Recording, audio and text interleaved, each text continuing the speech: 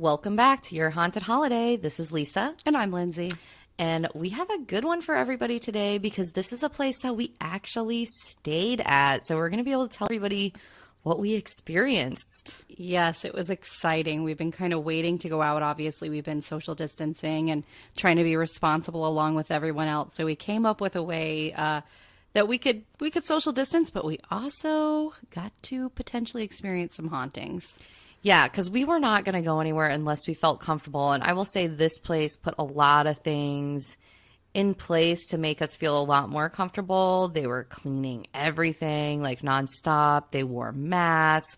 Like I felt pretty comfortable for the most part. Absolutely. Yeah. Minus the ghosts. Yes, minus the ghosts. So get ready for a good one, everybody. This is Your Haunted Holiday at the Foley House Inn in Savannah, Georgia.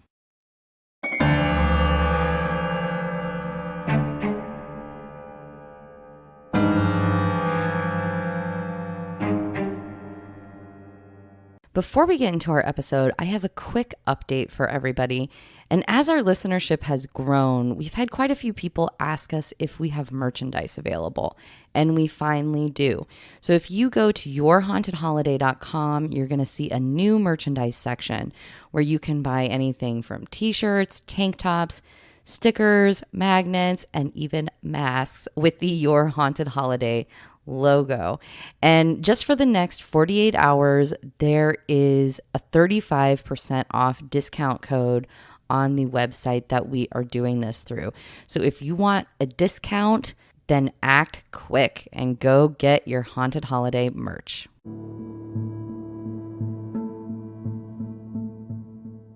Okay, so this last weekend, we decided to take the road trip down to Savannah. And we decided to stay at a place called the Foley House Inn. So I'm sure some of you have heard of it, but if you're not super familiar with Savannah, you may not have. Mm-hmm. You know, we only found out about it because we went on a haunted pub crawl about a year ago and we learned of it there. And it just has a pretty cool story, I think. It does. So I remember when the tour guide, first off, our tour guide in this pub crawl about a year ago was so good. She told great stories.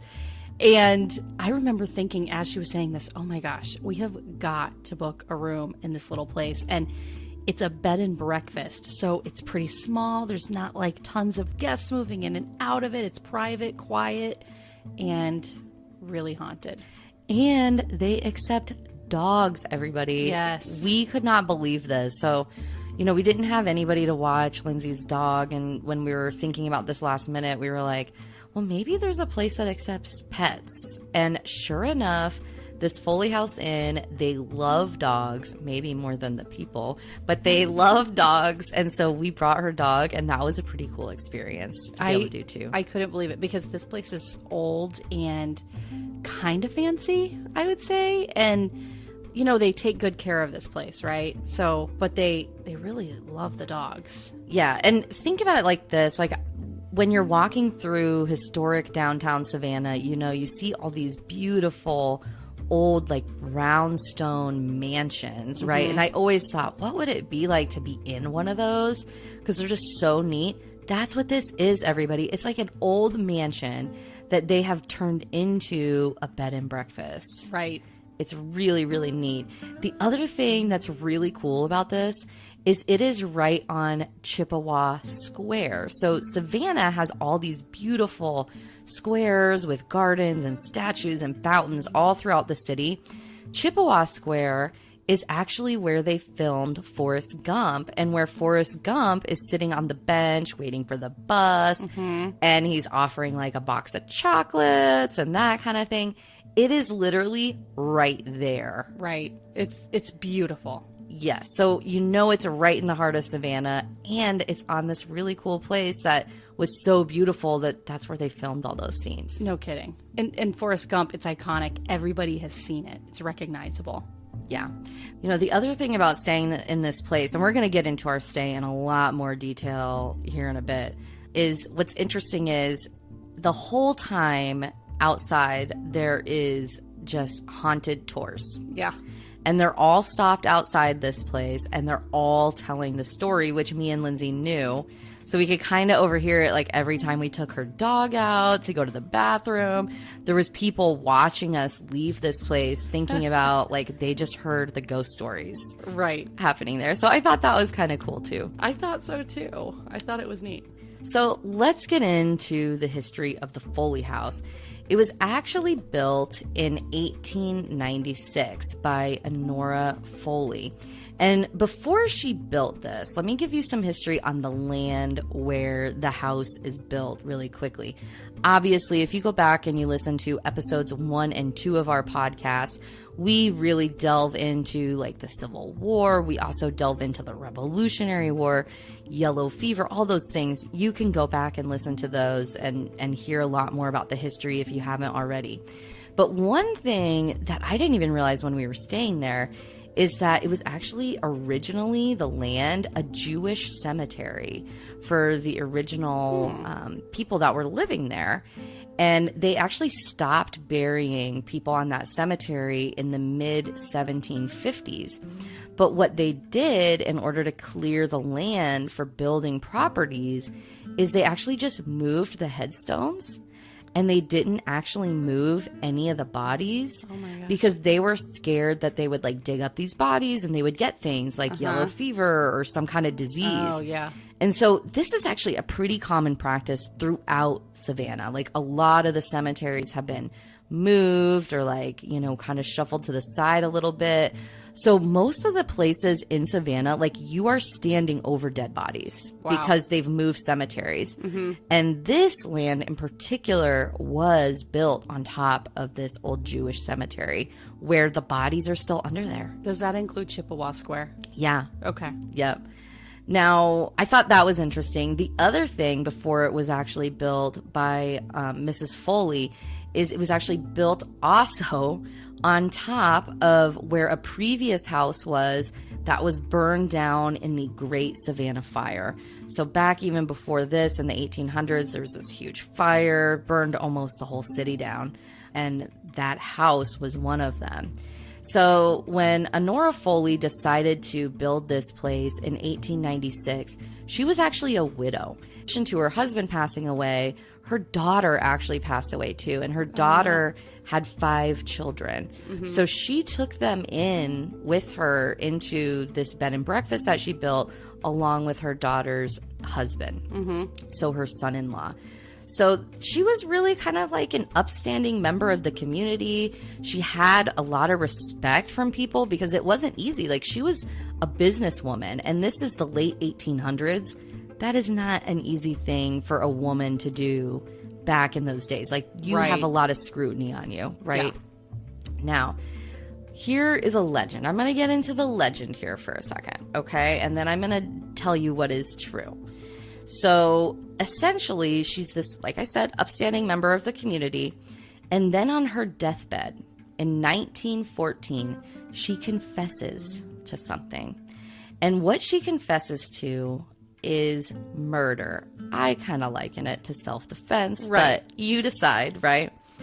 So apparently she had a boarder that was staying in her bed and breakfast who kind of like ended up kind of taking a shining to Mrs. Foley.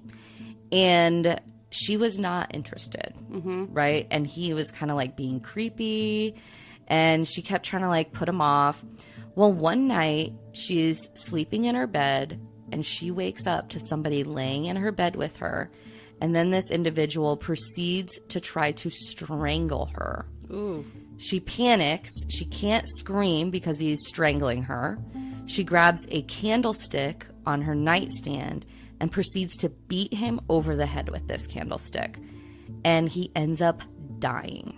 So I have heard this story, but you told it in a better way, which is that I didn't know that he was interested in her.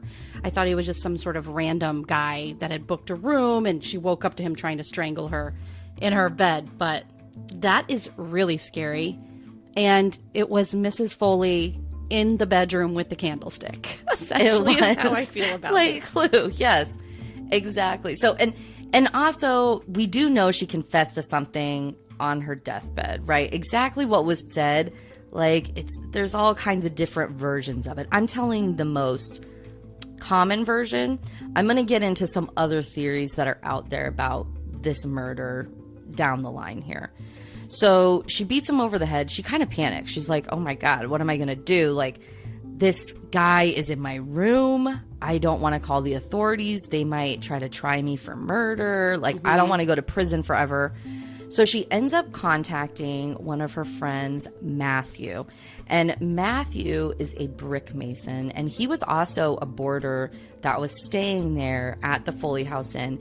But he was staying there for quite some time. And he was kind of like paying his way, staying there by helping her out with like different projects around the house and that kind of thing.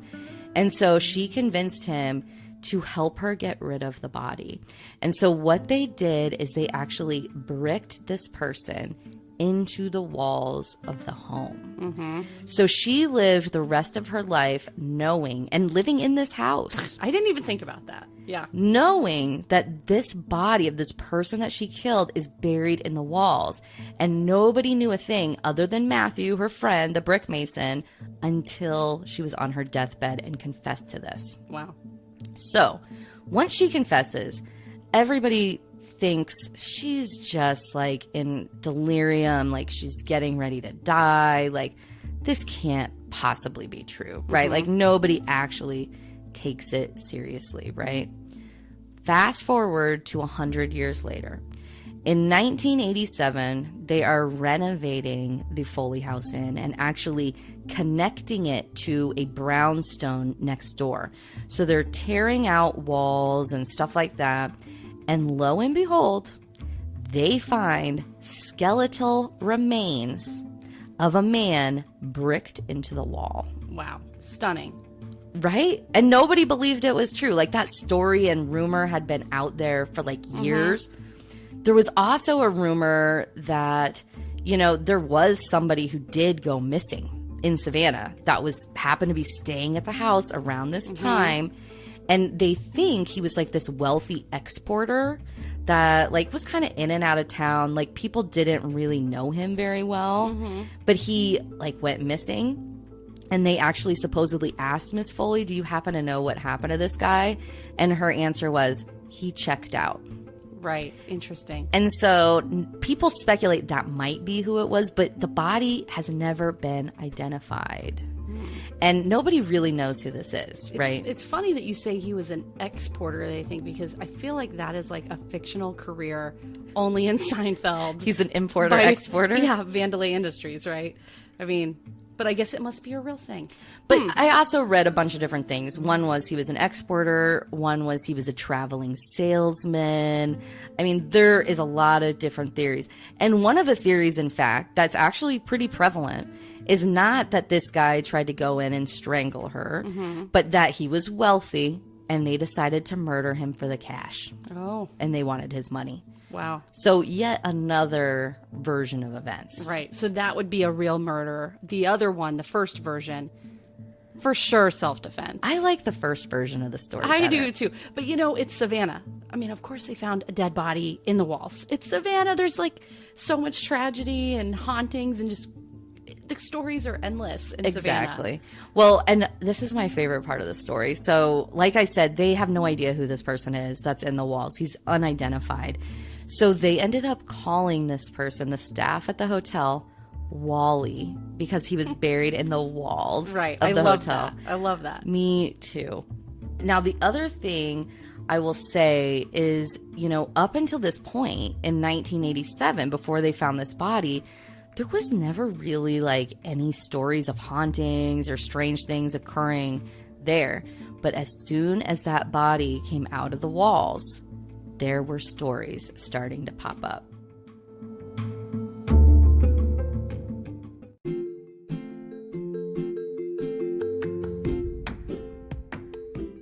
Okay, guys, I know that recently we've recommended some other podcasts. We've got one more for you that we've come across recently that we think is really good. So it's called The Ghost Story Guys, and every week they host a podcast where they tell ghost stories, sometimes listener ghost stories, and it's by Brennan and Ian. And check out their show, The Ghost Story Guys. Here's their trailer. Word of warning, we typically don't use very many, if any, curse words. This preview has some brief ones, nothing too terrible, but if you've got kids listening for the next 60 seconds, you can plug their ears. All right, here we go.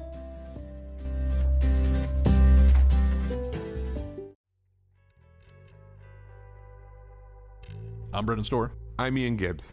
We're the Ghost Story Guys, And every 2 weeks, we bring you true stories of the paranormal. with a healthy side of skepticism. Do you really need to lead with the skepticism? I just feel like it'll save us angry emails later. Yeah, because that's the only reason we get angry emails. Okay, look, there's no pleasing some people. I saw a goddamn shadow man walk across the living room, but God help me if I tell them the Warrens are full of shit.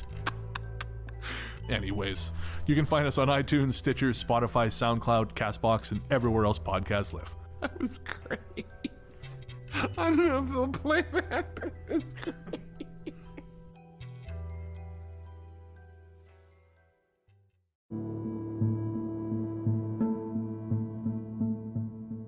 So now that Wally has been found, there are some hauntings on this property. And the main haunting, there's supposedly a guy walking around wearing a top hat. And a lot of time he's smiling. And most of the time when people see him, he's in the courtyard area.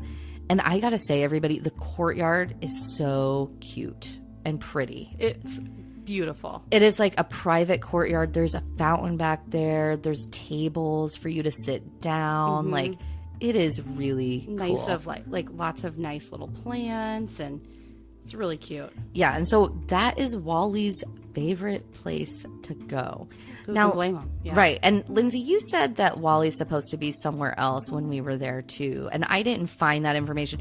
He can be seen throughout, but you mentioned one that I thought was pretty interesting. Yeah, I was reading some stories of people who have, stayed at the Foley House Inn. And one person claims that they were walking through the front door and this man kind of abruptly walked past them and almost like bumped shoulders with them. And so she turned around like, hey, and he was a man in a top hat. And then all of a sudden he disappeared. He went away. And that was leaving the front door of the Foley house. So he can really be seen anywhere, but mainly in that courtyard area. Right. And maybe even he was trying to strangle Mrs. Foley up in her room. I mean, who the heck knows? Yeah. It sounds like, an exporter would wear a top hat as far as I'm concerned right now. An exporter. Who the heck knows? The other thing that is super common at this place is rushes of like cold air. So not just like a cold spot that you would normally experience in a lot of haunted places. It is literally like a breeze. And this is when they say the air isn't kicking on, the windows are closed. Like, it is just unexplainable. And a ton of people experience this happening. Now, you also might hear some heavy footsteps, especially like in kind of like the lounge or lobby area, I would say.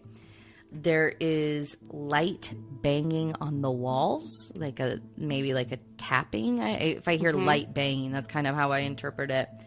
There's also supposedly a little girl in the lounge/lobby area that when it is totally silent in the room will scream at the top of her lungs. Who is this little girl, I wonder? I have no idea. There's also some reports that I read. I mean, most of the stories are around Wally and the guy in the top hat and the cold air coming through.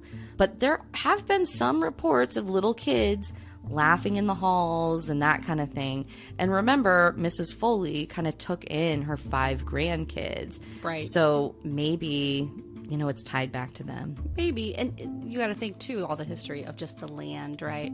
Right. The Endless cemetery. possibilities. Right. Yeah. Because there's bodies not only in the walls at this place, but under the actual house. Right. The other thing that takes place, and this is kind of the scariest. So Mrs. Foley's room, you can actually stay in. This is room 301, and it's on the 2nd floor, and we had to ask them which room it was to find this out.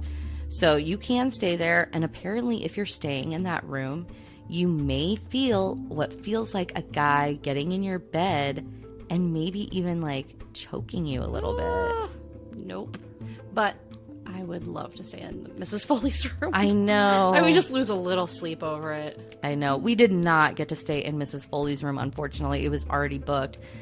We actually stayed in room 403. And, when we asked them, we specifically, of course, requested we need a haunted room.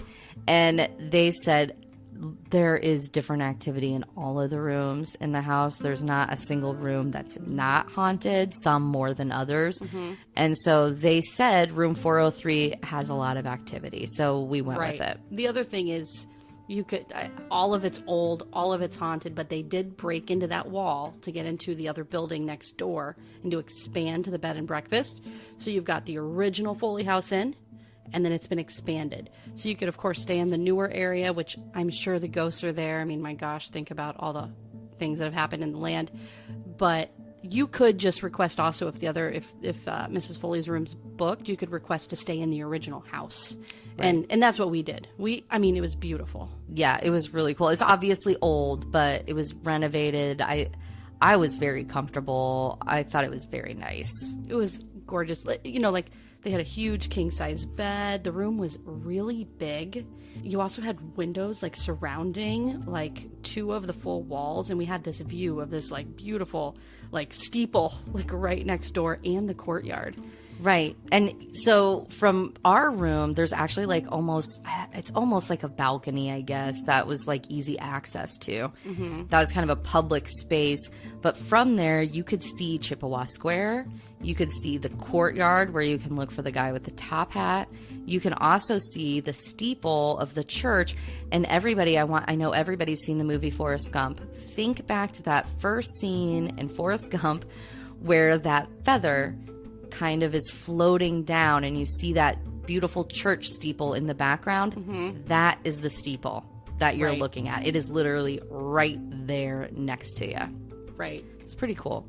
It is. Savannah, you cannot beat it. Just everything about it. I love it. And I would also say the people working there were so friendly.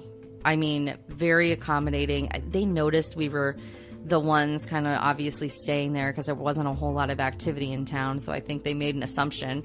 And they even came down. They got our bags for us. Mm-hmm. It was just a really cool experience. Everybody was nice there.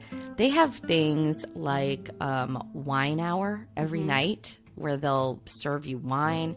In the mornings, one call out is normally they have breakfast. But because of the pandemic and safety measures they're trying to take, they actually stopped serving breakfast, but they still have coffee and tea and stuff like that out for you to be able to grab. So the first night there, I will say we got a good vibe from the room. I didn't feel anything strange at all. We did try to stay up late and ghost hunt a little bit, and we had our EMF detector and a spirit box, and we kind of went into that lounge area where the little girl is supposed to scream. And we were kind of asking questions and stuff like that. And we heard some clear footsteps. Yep. Now, what I will say is it's an old creaky place. There were other people staying there. So, it could be written off. But it felt like these footsteps to me, Lindsay, were almost intentional. We were asking questions like, can you come closer? Can you continue to do that? We could hear you. And then it almost seemed like it was following our instructions a little bit. It was strange. So we were sitting there and I was kind of sitting with my back to where the front door is and then down the hall towards the stairs where you would go up to get to your rooms. Lisa was facing that. We kind of tried to position ourselves. We would have different views of the room, right? Strategically. And, we heard footsteps coming starting from by the stairs. And it literally worked its way down the hallway towards the front door. I picked up the K2 meter. I went over there to see if I could pick up on anything. I didn't get anything to go off. I probably scared it off, actually. Yeah, because after that, we didn't really hear any more. Yeah, we didn't. And in fact, Lisa heard a little bit from the other side of the lounge, but I walked over and was able to debunk that one. It was coming from up above. But we really made an effort to try to debunk the sounds. I do not have a way to explain those footsteps that came down the hallway. It certainly was not coming from above us. No, and I don't think it was coming from anybody else in the house. It was level with where we were.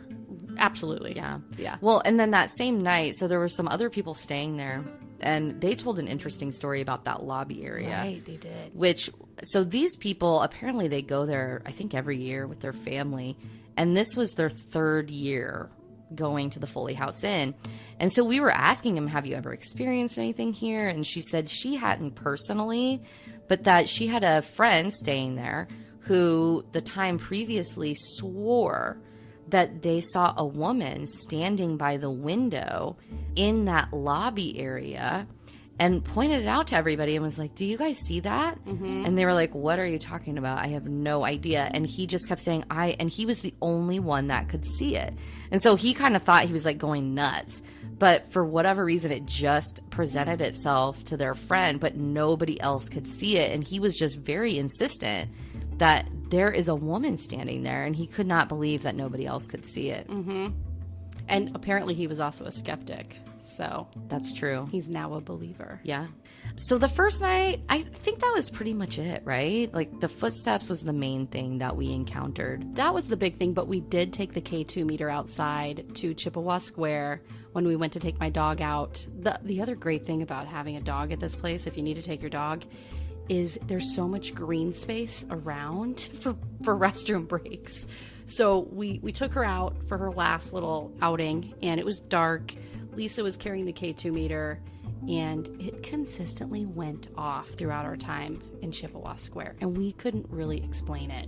It was going off so much that it made me think maybe there is some sort of phenomena out there, like there's a lot of electrical stuff happening, but we would lower it all the way down to the ground. It would kind of stop, and then when we'd raise it like above where head level would typically be for a normal person, it would stop. It was almost like at body level. Yeah, it was really weird. Yes. We also asked if they were a Revolutionary War soldier, and the K2, if you guys are familiar with this, it has lights starting with like green, yellow, orange, red. It hit red for the first time it had in the entire square that night. So we sat out there like trying to get some sort of reactions. It was strange. It really was. And it seemed to be going off a bit to some of our questions. Like when we asked them, are you a soldier? Things like that. Right. It did seem to, react to that, I thought. I thought so too. Yeah. So that's what we experienced the first night. So a little something, which I thought was interesting. The second night, I had a different vibe in the place, a little bit. Or at least I know Lindsay did. A little bit. Yeah.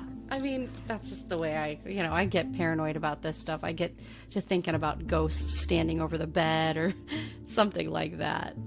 Well, and so Lindsay goes and she meets me she's in the courtyard waiting for me. And so I go to meet her out there with her dog.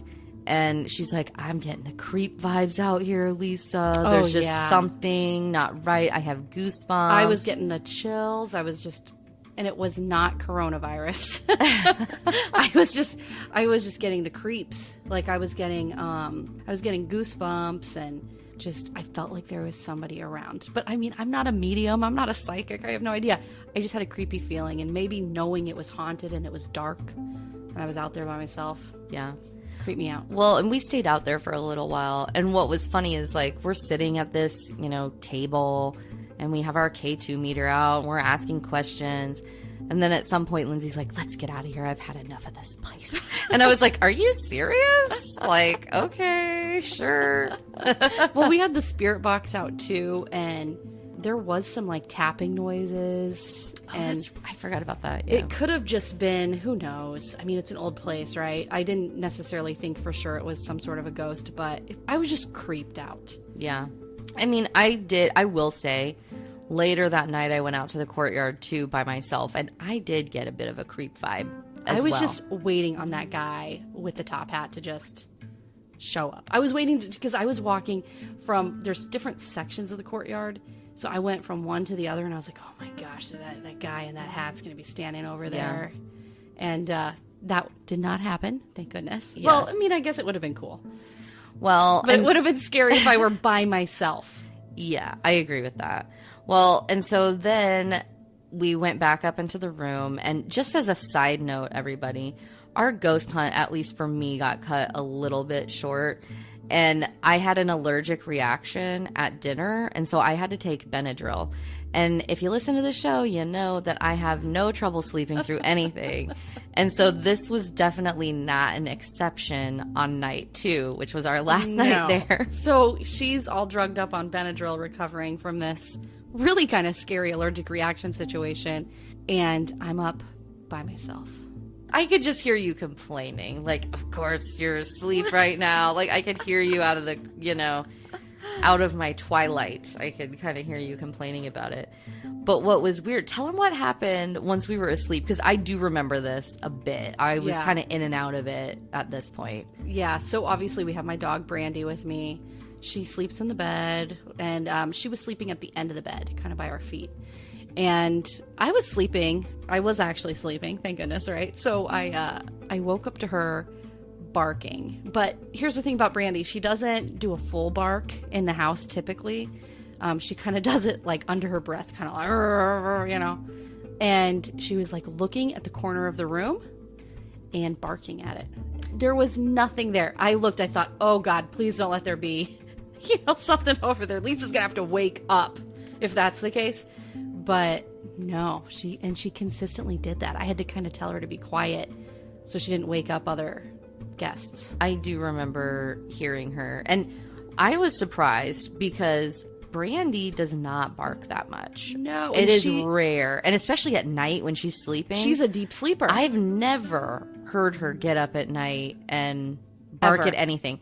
And I've been staying with you now for almost 3 weeks during this whole social distancing situation. And she has not done that once. No. And I will say I took note of the time because I was thinking, oh my gosh, if it's 3 a.m., I'm going to be really freaked out. But it was 5:30 a.m.-ish. It was right in that realm. Yeah, but that was pretty crazy. So I think Brandy might have seen her first ghost.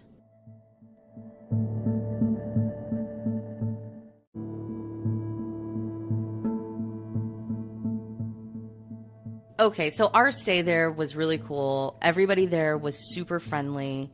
Before I get into the prices, I will say, because things like their breakfast have gone away, the prices, I think, are pretty different than what they are normally.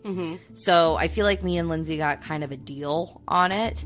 So just keep in mind, make sure to check their website to make sure you're getting the current prices, because what I'm giving you is what their prices are listed at today, because they have gone down a little bit. As of when we booked. As of when we booked, right.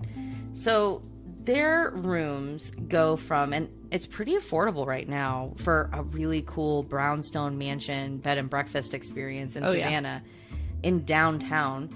It goes from $129 for a room all the way to $189 for a room. And again, I think those are discounted right now. Now, they do have what they call the haunted package. Now, there are other packages here that I am not going to get into. So if you are interested in the romance package or the elopement package, please feel free to go to their website and check those out, but I ain't covering those. Okay? Right. So the haunted package is $150 plus your lodging, okay? So you're paying for both of those. And I think this is actually kind of a good deal. We didn't book this ourselves because with the whole social distancing situation, it didn't really make sense today. But what this includes is $150. It includes a haunted pub crawl. It includes lunch for 2 at Moon River Brewing Company, which is a crazy haunted place with which one of our listeners actually told us we need to go, and we weren't able to go to on this last trip. It was just, not a good opportunity. But when the pandemic is over, we definitely have got to hit that place up. Yeah, for sure. The other thing you get is 2 tickets to the Sorrel Weed House to do a tour there, which we covered in our second episode on this show. Now, I don't think it's the whole paranormal investigation tour. I think it's kind of their standard daytime history tour of the place. And then you also get placement in their most haunted rooms at the Foley House Inn. So they are definitely appreciating their ghosts at this place, and definitely they have specific rooms they're going to book you in. So you got to make sure that you request a haunted room. Absolutely. I will say I made the phone call to book the room, and they didn't give me a hard time at all. In fact, they kind of joked around with me, and are totally embracing of their ghosts. It is Savannah. I think most places in Savannah embrace the spirits. I mean, Yeah. And I will say, compared to some of the other haunted places that you can stay in, this is really reasonably priced, especially like a haunted bed and breakfast in Savannah. We looked at some places like the Keogh House, which, oh my gosh, I would love to stay there. Not dog friendly, from what I understand, but also significantly more expensive. right. And I don't know how much like the 1790 Inn, that would be pretty cool. We walked right by there. There's so many places. There is, yeah. But this was a really cool one. Yeah. So we're going to end our show just a little bit differently than we normally do. We actually have an update for you guys on the Congress Plaza Hotel that we covered a couple weeks ago on the show in Chicago. We had a listener send us an email about their experience there, and we thought this would be a great opportunity to update you on what you could experience at the Congress Plaza Hotel. Yeah, absolutely. So we got an email from Todd this week, and he's been listening to the show and enjoying it. So thank you so much, Todd, for listening and sending us an email. We love these things. So he said he started listening to the Congress Plaza Hotel episode because they actually, him and his wife stayed there last summer. And he said, we are correct. It's a great location for staying downtown. The prices are what we described in the episode, very reasonable. And you're within walking distance of shopping, bars, parks, restaurants, and the Navy Pier. He said, beyond the lobby, the hotel is noticeably old. I'm a history nerd, though, and it was cool for me to stay in a place where many presidents and other historicals have spent time. That's what's so awesome about all these like old places we cover. They asked to stay in the South Tower, and the room was small but clean. And the first night, their bedside lamp turned on in the middle of the night. This was especially unusual since his wife had unplugged it to charge her phone overnight. This wasn't crazy. Just to pause you for a second. Yeah. An unplugged lamp turned on. I agree. That is super significant. Sorry. Absolutely. This wasn't particularly frightening to me, but it kept my wife up the entire second night we were there. She sounds like me. Like the person that would be up all night. He said, my wife also complained about loud footsteps in the hallway throughout the night, and he didn't hear anything. So we talk about footsteps and that kind of thing in the Congress Plaza Hotel. He also mentioned some other places that he's been and done some different ghost hunting and tours and stuff. So cool. Keep sending us the stories. We love this. If any of you guys have been to any of the places we've covered and had like an experience, we'd love to read that out and let our listeners know about it. Thank you so much, Todd, for listening to our show, and all of our listeners, of course. That was such a good story because we haven't had an opportunity to stay there. So we love to hear any ghost stories that you guys had. So please send us a note if we've talked about any places you've stayed in and what your experience was, or if you have a recommendation. We would love to hear those too. Yeah, we've gotten some really great recommendations lately from some different listeners that we're looking into. So if we have not covered your recommendation, bear with us. It may be coming sometime soon. All right, guys. So we also want to thank everybody for listening to the show. We want to thank everyone who's rated us and sent us reviews. We read them. We got new ones this last week that, oh my gosh, they were just awesome. So thank you so much. Yes, we love thank it. you. Make sure if you enjoy the show, please subscribe and rate us 5 stars. Also, you can go to yourhauntedholiday.com and reach out to us just like Todd did today. And then you can also find us on Facebook, Twitter, Instagram, and YouTube. All right. Stay healthy and safe, everybody. Thanks for listening.